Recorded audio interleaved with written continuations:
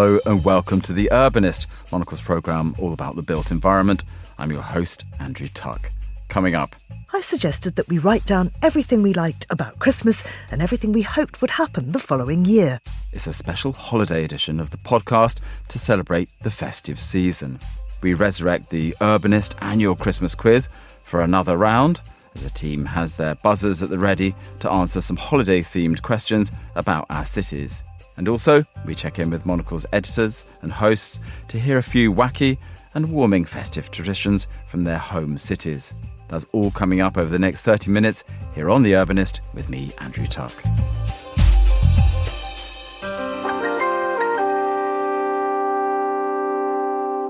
We start with a trip around the world. First up, a Nordic trickster comes knocking at your door.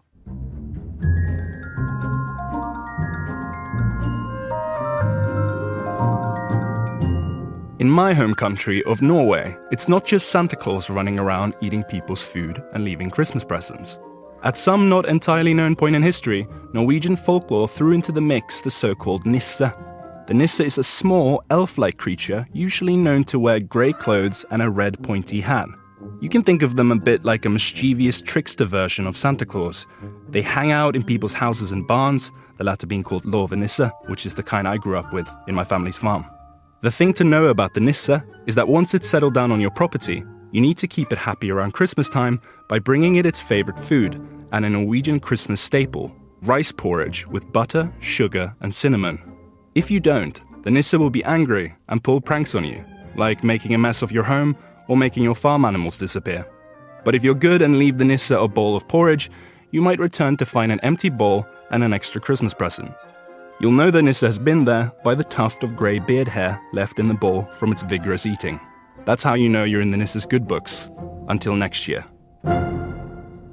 My thanks to Gunnar Grönlid there. Next, a Ukrainian superstition.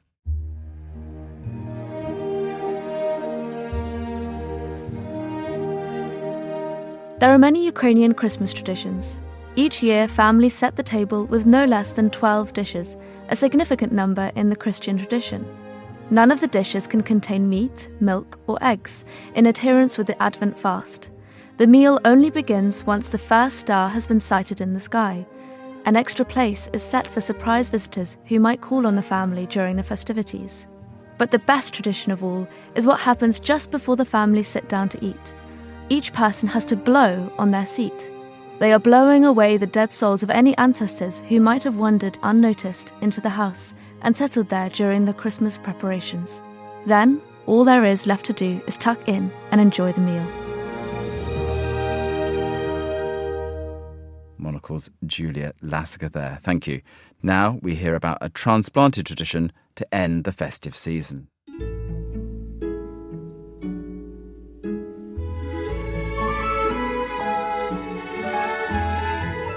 Many of the holiday traditions from my hometown, Harare, didn't survive the move to our new life in London.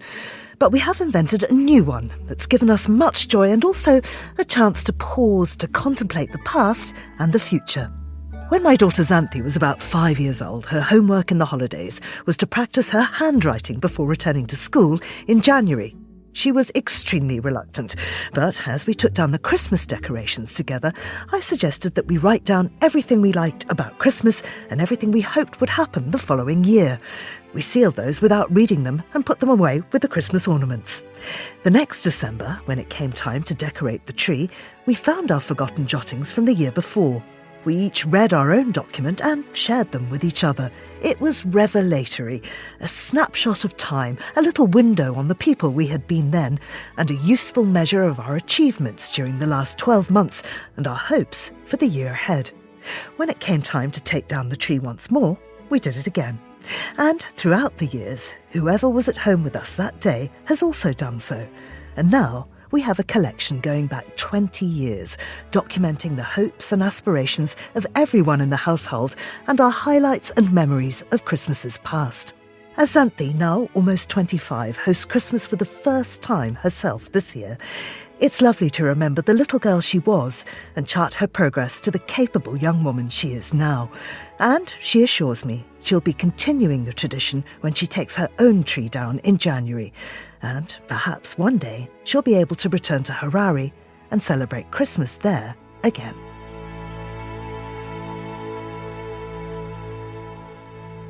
Thank you to Georgina Godwin there. And finally, a colourful New Year's dress code from Brazil.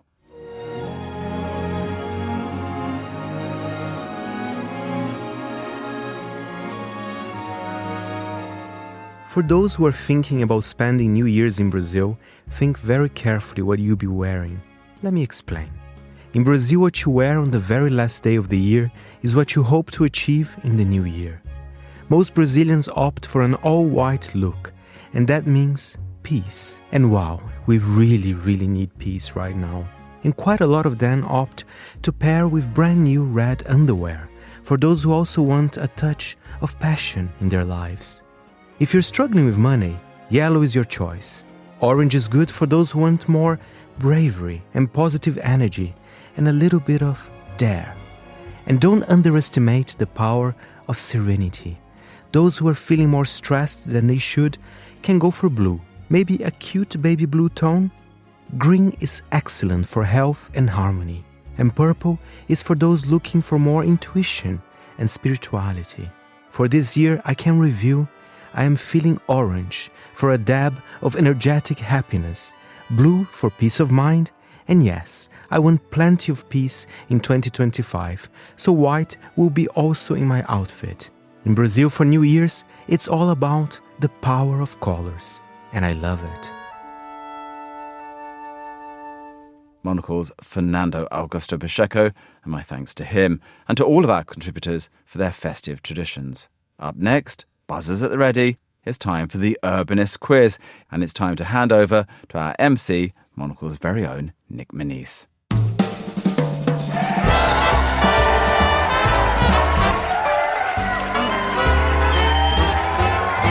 Ladies and gentlemen, oh please, pipe down, please. Oh, no, you're too kind. No, keep it going. Okay, no, now for real. Ladies and gentlemen, welcome to the second edition of the occasionally annual Urbanist Holiday Quiz. I'm your host, St. Nick Manise. That's right, I am Monocle's design editor. I've crossed over into the Urbanist fold to host, I guess, genuinely my favourite quiz show of the year. But it's not, as much as I want to make it about me, it's not about me today. It really is about our guests. And I think it's best if they introduce themselves. So to kick things off, tell us your favourite holiday food, test your buzzer. We're going to start with age before beauty. Andrew Tuck. You cheeky... Well, I won't say the next word because this is family show. St. Nick, very nice to see you. As always, Christmas baubles ready, looking illuminated. I'm feeling festive. Looking like a big old Christmas tree over there, an Aussie Christmas tree. Favourite Christmas food? I'm actually, surprisingly, a bit old school. I actually like Christmas pudding. I'm not surprised. I had you pegged for a pudding man. But I digress. Can we test your buzzer, please, Andrew Tuck? You can test my buzzer. There we go. So that's what we're gonna hear. To be clear, that's a very distinct sound. We tried it out with a pudding, hitting a pudding, but it didn't quite work. Mostly because Andrew's already eaten it. But Carlotta Rebello. Hello, hola. And I like that. That's it. You're making me do the work here, which I like. That's my job. Please host me, St. Nick. I would love to host you. Your favourite Christmas food, holiday food, and then give us a ding of your buzzer. So I feel like I'll betray my homeland if I don't say bacalhau, but I actually hate bacalhau. So favourite Christmas food in the Rebello household is octopus. Wow. There you go. That is not traditionally Christmassy. Christmassy. That is not traditionally Christmassy. I think everyone knows, but we should give a hint that you're Portuguese. Oh, no way. That probably is some key information. The salted cod was a bit of a clue. But, But I think that does make sense for, it's maybe a little bit warmer in Portugal. I think seafood still feels appropriate. Exactly. And I am from one of the islands, so I feel like we can deviate a bit. Yeah, absolutely. Test your buzzer for us. Okay, so a little bit duller. Tinnier. There we go. Yeah. Tinnier. It's the same rules and format as last year, which your loyal listeners would be very familiar with. The quiz is going to consist of 3 quickfire rounds. We're going to do Santa's cities, coldest capitals, and movie municipalities. Keeping it obviously in the urban round, that is the correct response from the crowd. We can keep chatting all day about Christmas plans, but I say we dive straight into this quiz. Are you feeling ready for this? As ready as I was last year. I think I can't remember if I got 0 points or 1 point. But we'll see how we do. You were resoundingly defeated. And that has stuck in my memory. So let's see if you can redeem yourself, Andrew Tuck. We're going to start with round 1, which is Santa's cities. We've just moved to the other side of the set. I know this is an audio medium, but we've just shifted all the way across to the other side of the set. We're surrounded by Christmas trees here in Monocle's Studio 1. And in this round, what we're going to do is we're going to give a regional name for Santa Claus or Saint Nick or Saint Nicholas. And what I'm going to need you to do is name a city, any city from a region which uses this name for Santa Claus. Right. So the first to buzz will get a chance to answer. And if you answer incorrectly, the opportunity to answer will be handed over to the opponent. So buzz in. We're going for a city where this name might be used. The first example, Santa San. Oh, my goodness. Japan? Tokyo?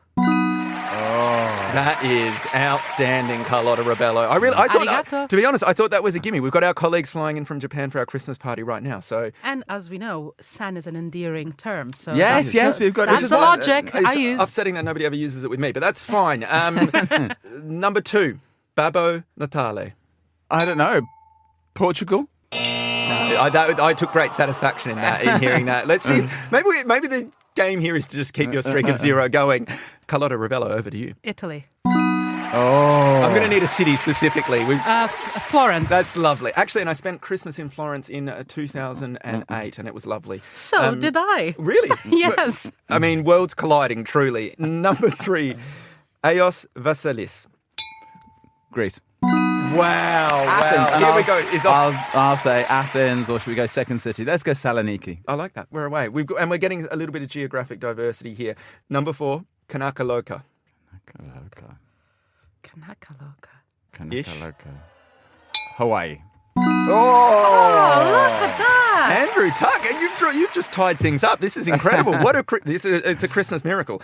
Well, let's see if it actually is. Number 5, Shiventi Mikawai. It's the same continent as Greece. I'm thinking somewhere Eastern Europe. You're getting a little bit warmer. We have been there this year. You've been there this year. Poland. Well, Andrew Tuck takes the lead into round 1, ladies and gentlemen. Give him a huge round of applause as well. Yes, the correct response there, but I think it's, what a turnaround. We should have chosen a city. Let's go Gdansk. I like this. Off the beaten track. We really are, we're going second cities, third cities. Clearly, Andrew has spent the better part of the year studying for this, so it's quite exciting. It's about time he redeemed himself from last year. Let's see if this can continue. Round 2, coldest capitals. Oh, I like this side of the studio. Yeah, I like bouncing around as well. So we're polar bear themed side of the studio, not with actual polar bears, just sort of, Arctic landscape where we would find ourselves. So there are no buzzers in this round. Each of you will alternate guesses for the top 5 coldest capital cities in the world. And we're going to start, just for novelty's sake, with our current leader, Andrew. So no need for the buzzer here. You're just going to have a guess at whichever city you think is the coldest capital in the world. So it's a point for each correct city in the top 5. If you guess all 5, or make 5 guesses each, the round is over. Andrew Tuck, take it away. Nuke. That's not on the list. That surprises me.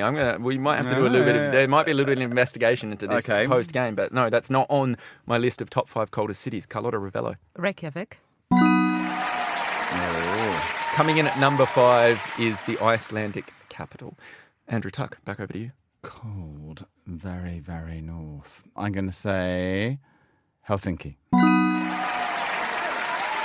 Very, very nice. Number 4, Helsinki, the capital of Finland, 4th coldest capital city in the world.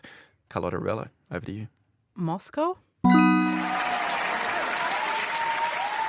I mean, if Andrew hadn't have fluffed that first question, there would be some serious, if you guys have somehow got your hands on the answers, because that's number 3. We seem to be going in order. Moscow, capital of Russia, is the 3rd coldest capital city in the world. I will say this now, 1 and 2 are a little bit unexpected and off the beaten track, but still in the same hemisphere. I just want to put that out there. Andrew Tuck, over to you. Where else would be as cold? So I've got a feeling this is going to be a no, but let's stay in the Nordics. Oslo. Not in the top 5. Off the beaten track is my other hint. Off the beaten track. Tallinn? No, and I've just got a note from our producer that we are going to take countries at this point. So, I have faith in you. David clearly doesn't, and that's okay. All right, let me think. Canada? No. I'm giving hints to Carlotta blatantly just to bring her back into this, because if I can be perfectly transparent, I'd like Andrew to lose. Thanks, Nick. Okay. Give us some clues in. Central Asia. Ulaanbaatar, Mongolia. Oh, an absolute gimme. So Carlotta's now tied it up. All right, now I'm back to being partial. Impartial, rather. I have been being partial. Andrew Tuck, it's one of the stands, is the last one I'm gonna give to you. And I'm going to give you double points to make up for my rude comment. I'm going to give you double points if you get the capital. Great architecture. Kazakhstan? Well, the new capital is Astana and the old capital was Almaty. Applause from the studio floor and the studio itself.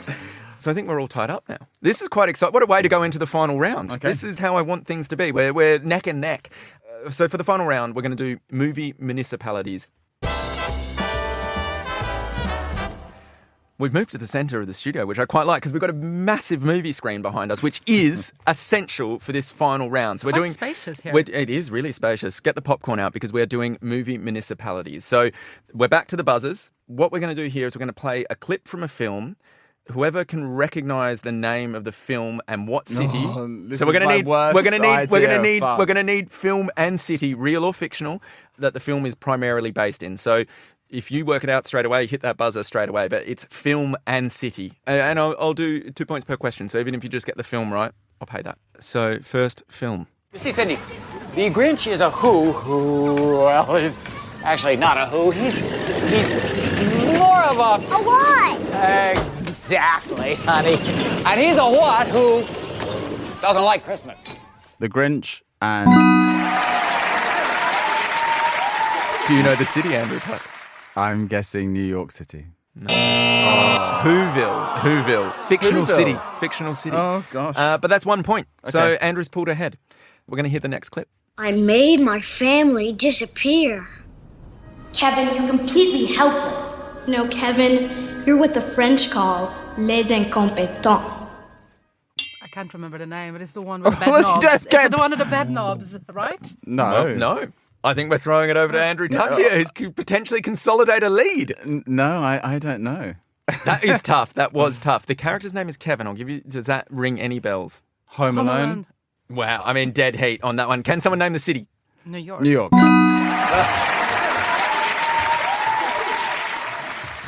Carlotta, I think you pipped Andrew there. So we're back to level, which is excellent. This is good. This is all about building great radio, which is what we're trying to do here. Number 3. It's almost enough to make you feel patriotic. So here's one for our ass-kicking Prime Minister.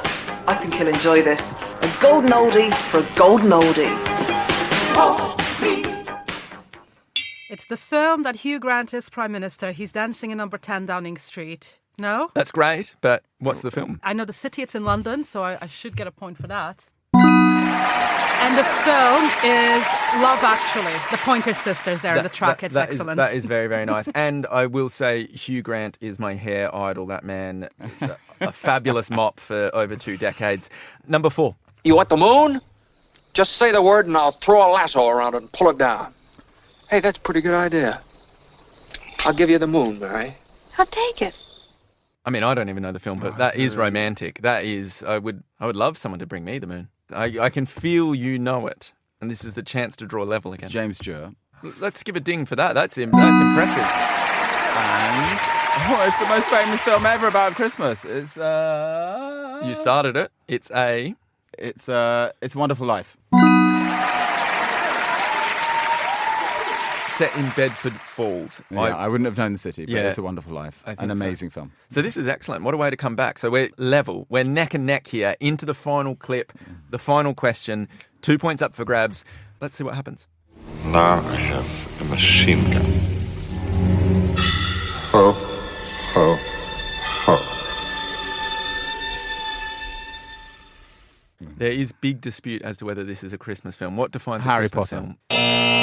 But I will say, Harry Potter always makes me think of Christmas. I watch them around Christmas. There's always a great Christmas scene in Harry Potter, but that's not the question. Is it That's not the Die answer. Hard? Oh. And the city, Chicago. I have no idea. Andrew Tuck, this could level it, and what a way to finish. The city, and I have no idea. So, Minneapolis. It's Los Angeles, and that means Carlotta Rebello is our winner. Carlotta, as your prize for winning the Monocle annual Urbanist Christmas quiz, we've got you a lovely copy of Monocle's The Forecast, which is on newsstands now. Tuck in, get a feel for what 2025 is going to be like. We already know it's off to a winning start. Andrew Tuck, thank you very much for joining us. Ladies and gentlemen, a huge round of applause for Andrew. Thank you. And for your winner, Carlotta Rebello. I've been Nick Manise. You've been an absolute treat.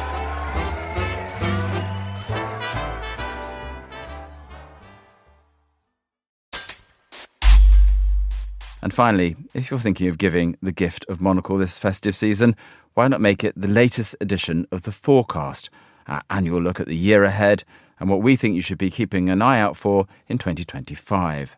Within the pages, we explored some of the small cities you might like to consider for your next big move. Monocle's foreign editor, Alexis Self, joined David Stevens to explain more. So regular readers of The Forecast will know that every year we usually do a small city survey, which does what it says on the tin, really, surveys small cities around the world for those people who are looking for places to move to start businesses in. It was always a favourite of readers. We used to get a lot of good feedback about it. This year we wanted to focus in and hone in a bit more on specific qualities that smaller cities had. And so we decided to focus on 3 cities and 3 things that came up throughout the year. And, you know, obviously Monocle's editors and writers travel a lot, and we have friends and correspondents all over the world. And so we get feedback from them. And when we hear about cities that are particularly exciting at the moment or that people are moving to, we start to look into why. And the first one was Tirana in Albania. Now, the mayor of Tirana, Erion Veliar, spoke at the Monocle Quality of Life conference in Istanbul in October. At that conference, he talked a lot about how many Italians had moved to Tirana. And, you know, obviously when you hear it from the mayor, you perhaps take it with a pinch of salt about how lots of people are coming to a place because it's particularly dynamic and very special at the moment. So I went to Tirana, and through some preliminary research and then meeting people serendipitously while there, I did discover that, yes, lots of Italians had moved there, and also people from elsewhere in Europe were moving there. And a big part of this was to do with the fact that the Albanian government is courting foreign workers to come to the country, especially people so-called digital nomads. We looked at that. I looked at the reasons for that and decided Tirana at the moment is a very good place to start a business. They have very favourable tax regime and visa requirements for people coming in. So for starting a business, moving here, Tirana, Albania.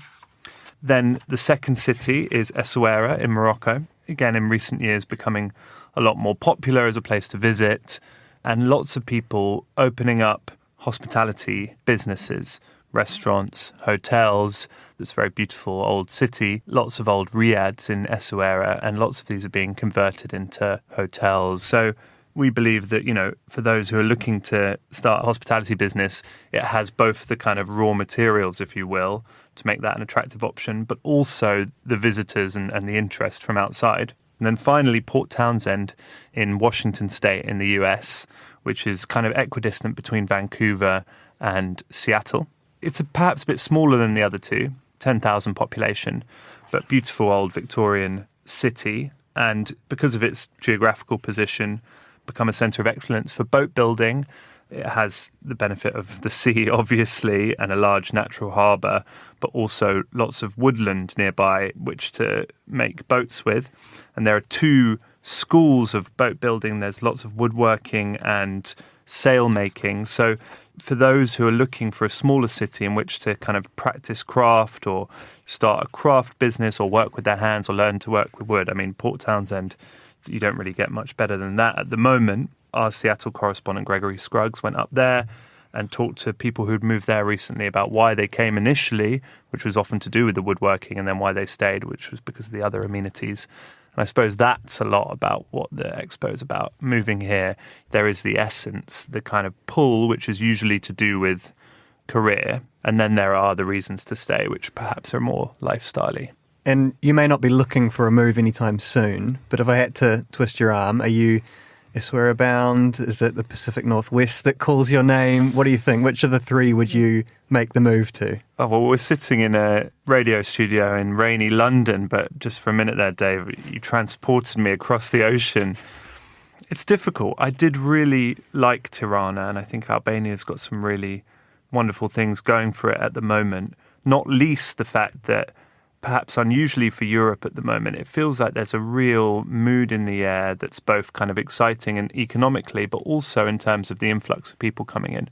Albanians genuinely are really happy to see you if you're from abroad, which perhaps isn't the case so much in Europe these days. I've been to Essaouira before. It's a really lovely place, and it kind of has this ancient air to it. You know, it feels kind of biblical, and when you hear the call to prayer and the kind of seagulls circling overhead, incredibly evocative. I've never been to Port Townsend, so it's strange that perhaps I would long for that, but, you know, it's the unknown. And I like to see myself perhaps as someone who's incredibly impractical, building a boat one day. Maybe a Pacific Northwest grunge revival in your future as well. You got the plaid shirt on, so... Yeah, well, I didn't want to use the plaid shirt as evidence of my inherent woodsiness, but now you mention it, yeah, I suppose I could see myself with this shirt, sleeves rolled up, and an axe in my hand.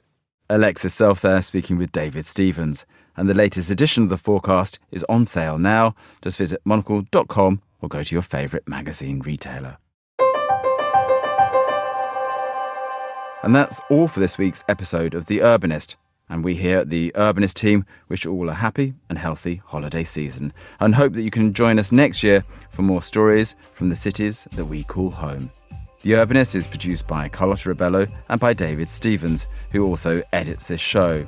I'm Andrew Tuck. Goodbye, and thank you for listening, City Lovers.